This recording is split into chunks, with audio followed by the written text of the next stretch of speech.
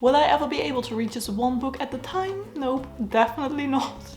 I am the biggest mood reader. I always read multiple books at once and I just can't really seem to focus properly on one book, and then I'm just like, I want to read something else. So let's take a look at all of the books that I am currently reading. But these are the ones that I'm actively reading, aka sometimes I read a bit every week and sometimes I read a bit every couple of weeks. But there's one book that's on my shelf that's been there for like a year that I'm still currently reading, but that I'm not reading, if that makes sense.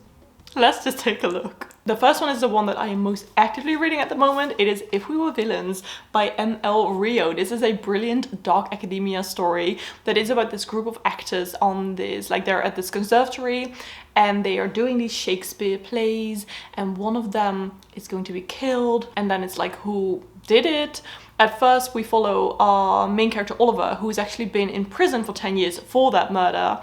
Then he is released, and then it's the question like, did he actually, you know, commit the murder? What happened at school or at that college? It's all very mysterious. I'm enjoying it a lot. I think the writing style is absolutely brilliant because it really brings this story to life. I can just see exactly what something looks like in my mind. The descriptions are so beautiful. The characters are so interesting and mysterious, and I keep just learning more about these characters. There are quite a few main characters, and at first I was a bit scared if I could like remember them all, but it's actually going really well. I'm just finding these kind of, you know, trying to remember them by certain aspects of their personality, and, you know, making little bridges between just random topics and things, and then I can remember, oh yeah, okay, so he's this and this, so he's that and that, you know what I mean? But I am loving this one. This is a very, you know, fitting read for this time of year. It's late November, it's gloomy outside, it's dark, it's rainy, so I'm very excited about this one. I'm actually reading the physical copy as well as listening to the audiobook sometimes if I'm like in bed late at night and it's cold and I don't want to put my hands above my blanket.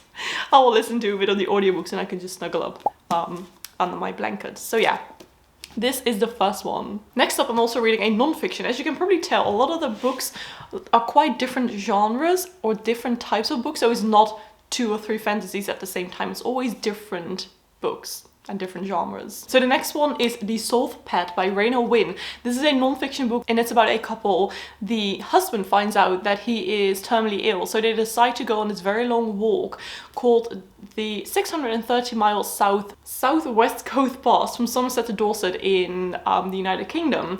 And it's all about just their, like, this adventure, how they are basically surviving in the wild, also getting to learn more about each other in their relationship, and it's a very inspiring story. Also the way it's written, I am really feeling this book. I'm enjoying it a lot. I'm currently just over 100 pages in and I think it's brilliant. I actually bought this one on a whim. I didn't know anything about it. I saw it in a bookstore and I was very intrigued by it. I actually thought it was fiction but it is non-fiction, so this is definitely just a very different story. I've never read anything like this before, and I just love reading about normal people and things that they, you know, do in their lives and the people they meet. Very unique. Okay, I am actually reading a lot of non-fiction books. The next one is The End of Everything by Katie Mack. I've talked about this book a couple of times already in my videos, so I'm sorry if you already know this one. But this is about the end of everything astrophysically speaking, about the universe and how the universe could potentially end in like 5 billion years.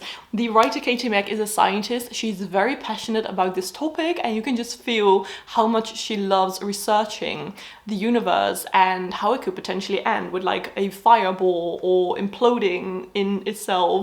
And it is very scientific, so it is taking me a long time to read because it is pretty dense, but it is incredibly interesting. I love reading books about the universe and about, you know, the stars, and so interesting, so mind-blowing, because in the beginning of this book she just tells about the beginning of the universe, and it is completely mind-blowing. And just, I couldn't comprehend how freaking massive the universe is and space. And it's a bit scary to think about. Like, we are so freaking tiny in this big, infinite space.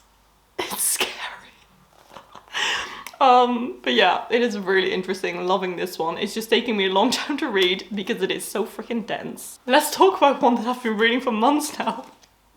is my reread of Six of Crows, but I finally read a bit more. I'm reading this one on my Kindle because I just find it like it reads easier than this massive hardback. I'm definitely not much of a hardback reader. I prefer paperbacks or my Kindle or my phone, but this is just too big for me to comfortably read.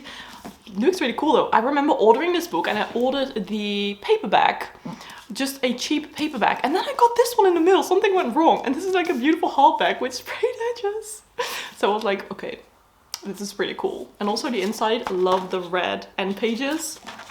Let's take a look at the naked cover actually. That's pretty boring. But I'm rereading this one because of the TV show, the Shadow and Bone TV show that was released earlier this year. However, I'm like halfway through this book now and I still haven't finished my reread. But I'm very happy that I'm rereading this. If you don't know Six of Crows, how? Just quickly, it is about this group of friends called the Dreads, and they live in Ketterdam, which is in the Grisha universe. It is inspired by like Dutch things, which is really cool, and they are going on this big heist. It's a very dangerous heist, but it is very just so thrilling, and the characters are so amazing. Lee Bardugo is amazing at writing characters. I am enjoying this reread a lot because the last time I read it was years ago, like so many years ago, so I definitely forgot a lot about this book, but I'm happy that I'm rereading it.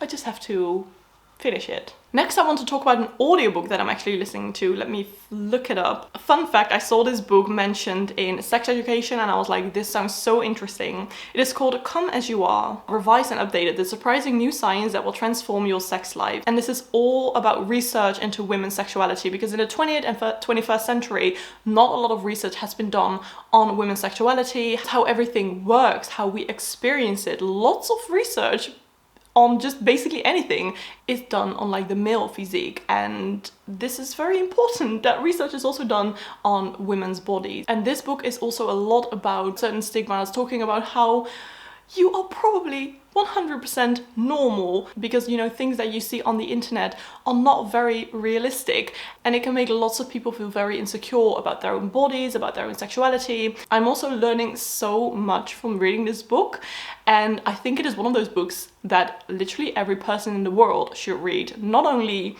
if you have a vulva, but just everyone should read this book. So I am loving this one. I'm also loving that so many other people are loving this book. I just saw on Goodreads some reviews and people are raving about it. I think it is absolutely brilliant.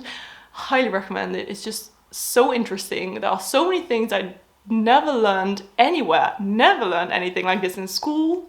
Like zero. So I'm glad that there are books like this. I'm listening to this on audiobook. The audiobook is absolutely brilliant. I'm actually reading this one on Script, and Script is like an audiobook service, an ebook service. This is not sponsored, but I just love Script very much. And I actually have a link in my description where you can try out Script for like a month, I believe. And if you use that link to try it out for a month, you can also just cancel anytime, so you know, you don't have to pay. You can just try it out for a month, but then I also get a free month as well, so it's like a win-win situation. So if you want to check out that book, it is on Script. The next one is a very big one. It is Greek myths. I can't pronounce this word. Greek myths. Oh. It never sounds natural whenever I try to say this word. Mythology, I can say that, but myths. My goodness. This is all about Greek mythology and all of the Greek gods and goddesses, all of the myths. This is written by Jean Menzies, who is an amazing booktuber as well. I will link her channel down below. And this is all about like meet the heroes, gods and monsters of ancient Greece. It is full of these gorgeous illustrations, and it is just told in a very accessible and easy way, because I didn't know anything about Greek mythology. I just knew some of the big famous gods like Zeus and, you know, Hades, and mind is blank right now. As you can see, I don't really know much about Greek mythology, but with this book I am definitely learning so much. And what I also love is that I'm recognizing a lot of the names, just like, oh, okay, so this is him and that is her and this is how they connect, and just like, yes, it makes sense now. I'm loving this. It's a very beautiful one. I also think it's a gorgeous gift. I actually got this one last year for my birthday from Michelle. Thank you, Michelle. This is also a great Christmas gift. So if you're still looking for Christmas gifts, this is a good one. These are all of the books that I am currently reading.